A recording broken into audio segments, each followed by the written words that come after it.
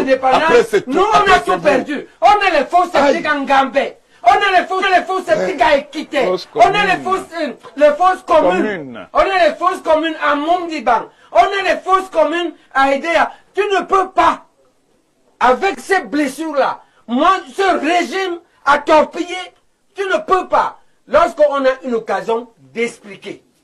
Après une accusation, venir me diluer avec 3 partisans. Bon, la basse, la brigade anti-Sardina, vous-même, vous ne voyez pas que vous allez finir par donner raison à Elimbi Lobé. Vous ne voyez pas que c'est vous qui êtes en train de donner raison à Elimbi Lobé. Parce que dites-moi un peu, moi je ne comprends pas, quel est le rapport entre les revendications du Cameroun et l'interdiction des Camerounais ou alors de certains Camerounais de venir en Europe? Quel est le rapport? Comment est-ce que vous expliquez? Quelle est la cohérence qu'il y a dans cette histoire? Parce que je vois que c'est devenu un certain chantage, c'est devenu une menace.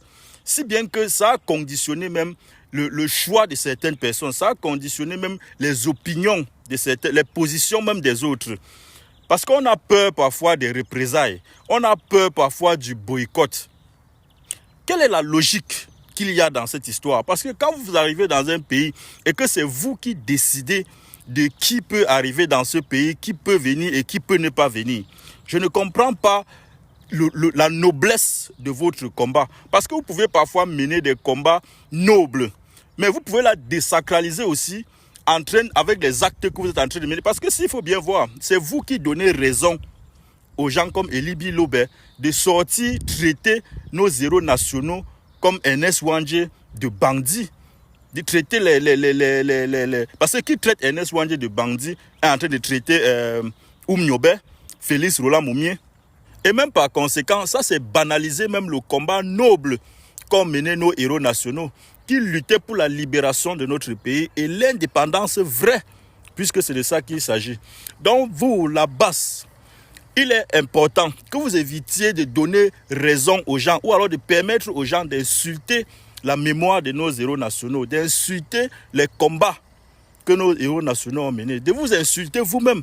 Parce que s'il est bien vrai que votre combat est noble, mais les actes que vous êtes en train de perpétrer, les actes de barbarie, de délinquance, de vandalisme, demain quand on va vous rappeler ça, vous allez en faire un problème. Et si vous n'êtes même pas là, et quand on rappellera ça à vos enfants, ce sera un problème.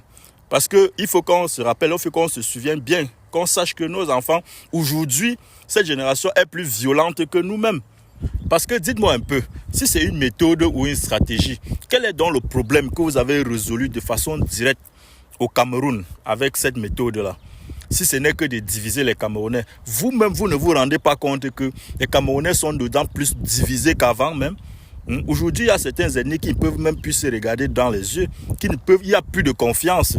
Vous avez divisé des gens. Aujourd'hui, il n'y a plus de confiance entre certains ennemis au Cameroun. Ils ne peuvent plus vivre. Chacun décide de faire sa vie, de vivre sa vie tout seul, de vivre individuellement maintenant. Ce sont des divisions que vous orchestrez comme ça dans le pays. Par contre, si c'est ça que vous voulez léguer à la génération qui arrive, ça sera plus pire. Parce que je pense qu'aujourd'hui, nous sommes en train de subir comme ça. Ce qu'on subit aujourd'hui, c'est ce qu'ont laissé nos parents. Si aujourd'hui, nous voulons que nos enfants de demain vivent dans la paix, c'est le moment maintenant de s'aimer. C'est le moment maintenant de s'aimer l'amour, de s'aimer la paix pour que nos enfants puissent en bénéficier, puissent en récolter demain. Donc c'est de ça qu'il s'agit. C'est pourquoi je veux même profiter pour remercier même Elimbi Lobé pour sa sortie.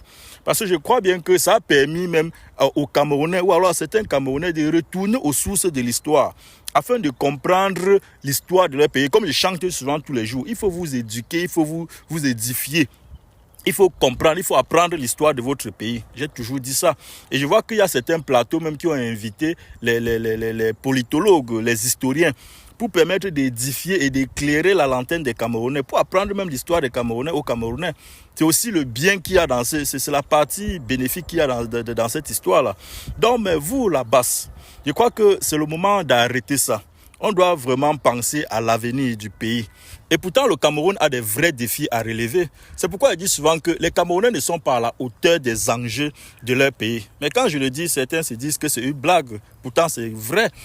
Je ne comprends pas pourquoi. J'ai vu sur un plateau de télévision même un historien, en plus d'Elimbi Lobé, dire que la guerre des indépendances ou alors le combat de nos héros nationaux, c'était pour l'indépendance du Cameroun. Et on a eu l'indépendance en 1960 et l'unification en 1961, d'où venaient encore des résistances.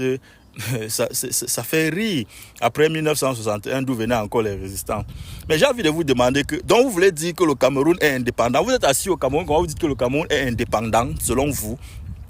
Vous ne savez pas que c'est même ça le combat du Cameroun aujourd'hui. Actuellement, le Cameroun est en train de lutter pour son indépendance économique depuis des années. Vous ne savez même pas ça, que le Cameroun est en train de lutter pour son indépendance économique, pour sa souveraineté. Le Cameroun a besoin d'être un pays souverain.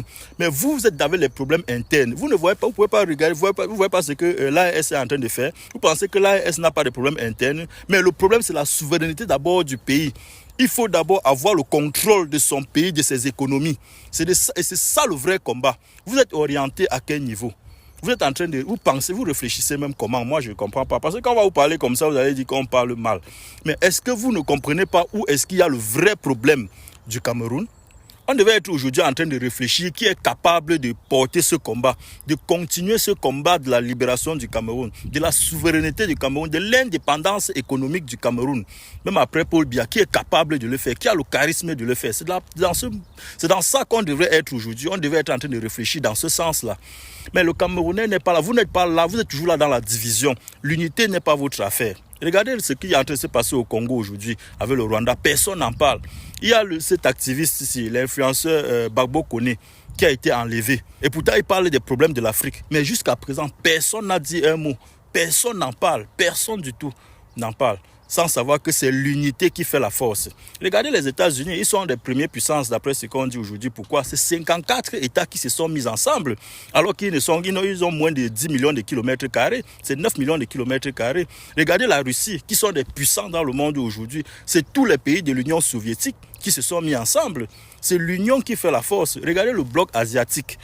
Regarde comment ils sont puissants. Ils sont même presque aujourd'hui les premières puissances mondiales. L'Asie aujourd'hui.